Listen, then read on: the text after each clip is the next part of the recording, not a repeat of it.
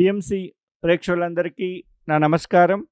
మనందరి పరమగురు బ్రహ్మశ్రీ పితామహ పత్రి గారికి, స్వర్ణమాల అమ్మగారికి అనంత కోటి ప్రణామాలు తెలియజేసుకుంటూ, లక్షలాది మంది ధ్యానుల యొక్క అనుభవాలు పిఎంసి ఛానల్లో రావాలి అన్న పత్రిజీ ఆశయ సాధనలో భాగంగా ఈరోజు ప్రకాశం జిల్లాలోని కనిగిరి పట్టణంలో గల ఈశ్వర పిరమిడ్ ధ్యాన కేంద్రానికి మనం వచ్చి ఉన్నాం.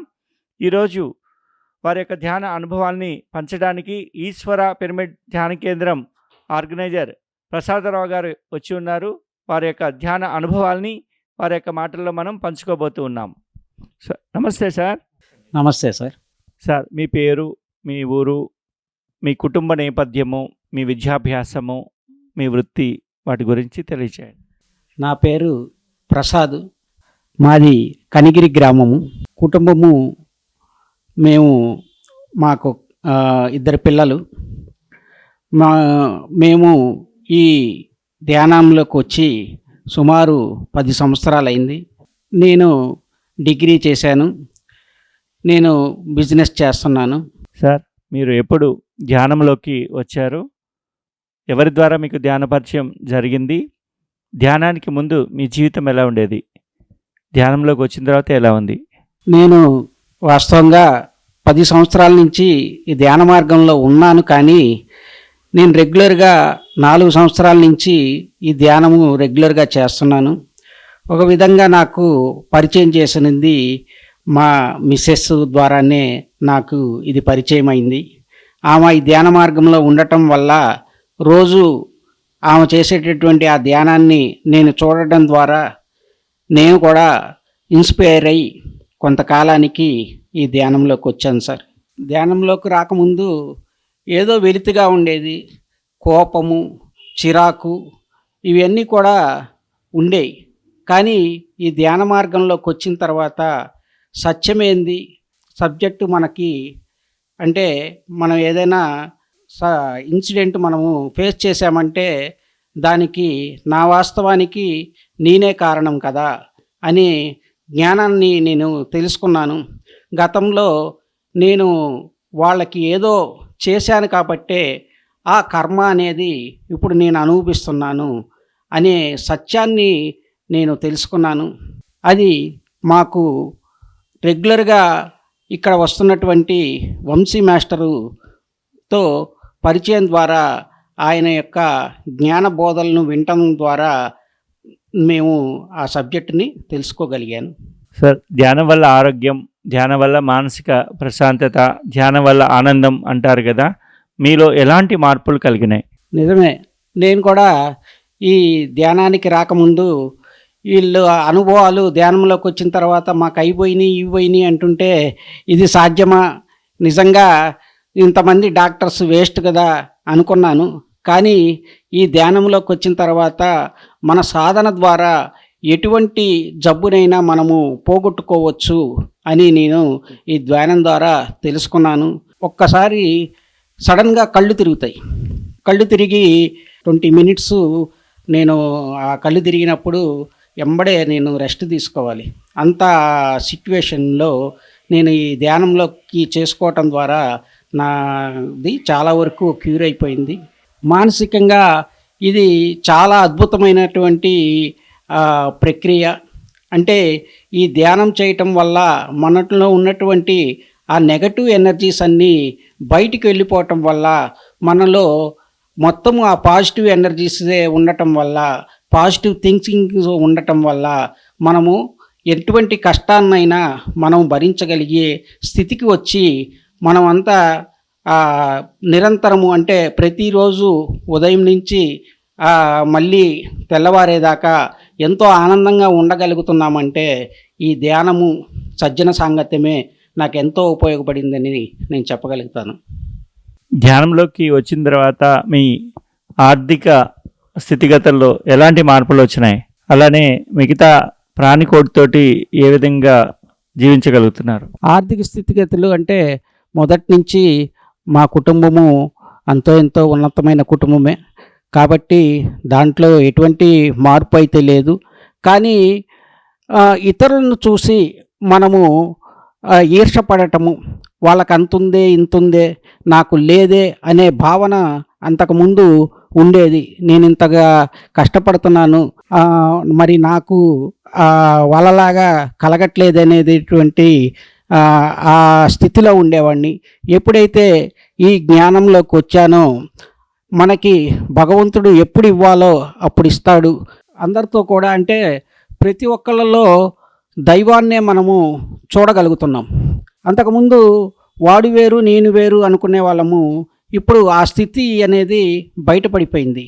వాడు కూడా మనలాంటిటువంటి దైవమే కదా, మనలో ఉండేటటువంటి భగవంతుడు వాడిలో కూడా ఉన్నాడు కదా అనే స్థితిలోకి ఎప్పుడైతే మనము వచ్చామో మనకి ఆ ఈర్ష్యాభావాలు అనేది పోగొట్టుకోగలిగాను. సార్, మరి శాకాహారిగా ఎప్పుడు మారారు?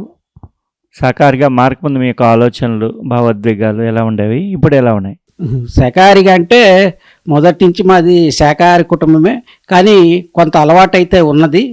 ఎప్పుడైతే ఈ ధ్యానంలోకి వచ్చామో మనము ఈ జీవహింస చేయరాదు, అది కూడా దైవమే కదా అని మనం ఆ పత్రిజీ సార్ ద్వారా నేర్చుకొని నేను దాన్ని నిజమనే అంగీకరించాను. ఎప్పుడైతే అంగీకరించానో, ఒరేయ్ నేను తప్పు చేస్తున్నాను, నేను మైకు పట్టుకొని ఇంతమందికి మనం బోధిస్తున్నామంటే ముందు నేను మారాలి అని నేను ఎంబడే దాదాపుగా 7 years నుంచి నేను నాన్ వెజ్ కానీ ఎటువంటి చెడు అలవాట్లన్నిటిని మానేయటం జరిగింది. పత్రి సార్ని ఎప్పుడు కలిశారు? కలిసినప్పుడు మీకు ఎలాంటి అనుభూతులు కలిగినాయి? అది నిజంగా అదృష్టమే. పత్రిజీ సారు మా ఇంటికి 2-3 సార్లు రావటం జరిగింది. లాస్ట్ టైము మేము మా మిస్సెస్ కోరిక మీద ఈ కొత్త ఇల్లు కట్టిస్తూ పైన ఈశ్వర పిరమిడ్ అని పిరమిడ్ కట్టించాము. దానికి పత్రిజీ గారే ఓపెనింగ్ చేసి ఈశ్వర పిరమిడ్ అని నామకరణం చేశారు. సార్ని చూసినప్పుడు ఆ అనుభూతి అనేది వర్ణించలేనటువంటిది. అంటే ఆ గురువుల సాంగత్యంలో మనం ఉన్నప్పుడు ఎటువంటి మాటలు అనేది మన నోట్లో నుంచి రావు, మైమర్చిపోతాము. అంత ఆప్యాయంగా దగ్గరికి తీసుకుంటారు. మా ఇంట్లో 2 సార్లు భోజనం చేశారు. ఒకసారి సారే వంట కూడా చేసి మా అందరికీ పెట్టించటం జరిగింది. ఎంతో ఆ అనుభూతులు నెమరేసుకుంటే నిజంగా ఈరోజు భౌతికంగా మన దగ్గర లేకపోవచ్చు, కానీ మన పక్కనే ఉన్నారు సారు అనేది ఆ ఫీలింగ్ అనేది కలుగుతూ ఉంది. మరి ధ్యానంలోకి వచ్చాక ఎన్ని లాభాలు పొందారు, ఎంతో జ్ఞానం పొందారు కదా, మరి ఈ సమాజానికి మీరు ఏ విధంగా ఈ ధ్యానపరమైన సేవలు అందిస్తున్నారు? ఈ ధ్యాన మార్గంలోకి వచ్చిన తర్వాత మనము ఏదైతే సంపాదించుకున్నామో అది అందరికీ కూడా ఆ ఫలాన్ని అందించాలి నిస్వార్థంగా. మనకి పత్రిజీ గారు ఆ రోజు ఒక్క మనిషి కోసము ఎంతో శ్రమపడి ధ్యానం నేర్పించి జ్ఞానం నేర్పించి వాళ్ళ యొక్క జీవితాలని ఏ విధంగా మార్చాడో ఈరోజు లక్షల మంది ప్రభావితులయ్యి వాళ్ళ జీవితాలు ఆనందమయంగా చేసుకున్నారు. మరి ఆయన చేసినటువంటి ఆ మార్గాన్ని, ఆయన ఎంచుకున్నటువంటి ఆ మార్గాల్లో నేను కూడా ఒక సమిధన కావాలి అని నేను నిరంతరము ఎవరు కనపడినా, ఎవరు బాధలు చెప్పినా వాళ్ళకి ధ్యానము జ్ఞాన మార్గము అనేది శాకాహార జగత్తు, పిరమిడ్ జగత్తు, పత్రిజీ గారి ఆశయాలు తెలియచెప్పటము, వాళ్ళని వీలున్నంత వరకు మంచి మాటలతో ఈ మార్గంలోకి తీసుకురావటము, ఒక జీవహింస చేస్తే ఎంతటి పాపమో అది ఆ కర్మ అనేది మనం ఎంత అనుభవించాలో వివరించటం జరుగుతుంది. నాకు చేతనైనటువంటి ఆ సేవ అనేది మన దగ్గరికి వచ్చినప్పుడు నాకు ఉన్న దాంట్లో కొంత ఈ సేవా మార్గానికి ఉపయోగిస్తున్నాను.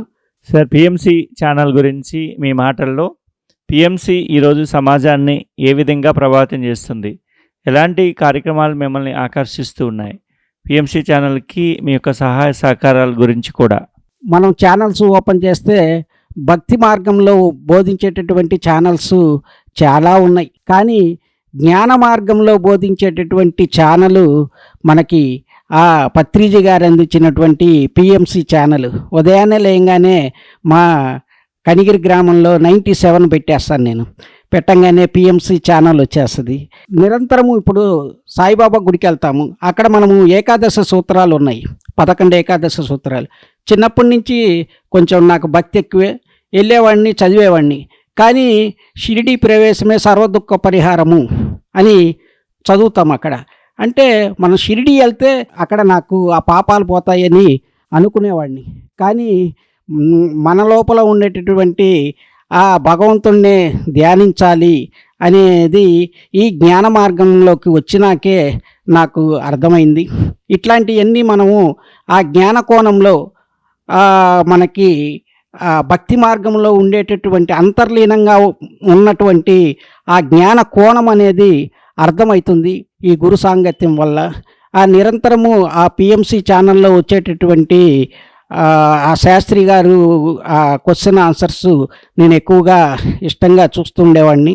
తర్వాత గ్రంథాలయము అక్కడ ఆ స్టోరీస్ కూడా వింటూ ఉండేవాడిని.